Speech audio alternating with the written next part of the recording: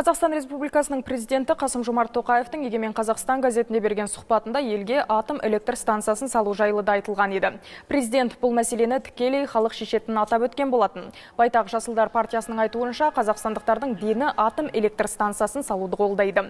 Оған қарсы азғантай топ қана бар. Радиофобияны насихаттап жүрген сол топпен қоян қолтық жұмыс істеп түсіндіру керек дейді партия төрағасы.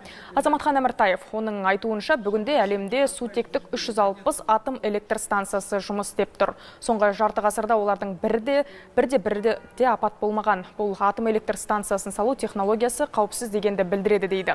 Байтақ төрағасы айта кетейік, елімізде атом электр станциясын салуға Ресей, Франция, Қытай, Оңтүстік Корея ұсыныс білдірген. Халықтың көпшілігі атом электр станциясын қолдап отыр. Бірақ олар жаңағы көршілес елдердің атом электр станциясы салуына қарсылары бар арасында. Негізі енді қазір халықтың көзі ашық қой, интернеттен бәрінен көріп отыр. Мысалға, халықтың қолдауы бар атом электр станциясы. Екіншіден, бізде басқа жол жоқ. Қазақстанға бүгінгі күні энергетикалық дефицитті біз жоюымыз керек елімізде. Бізге энергетикалық тәуелсіздік керек. Атом электр станциясын салуымыз керек, себебі біз уран өндіруші мемлекетпіз.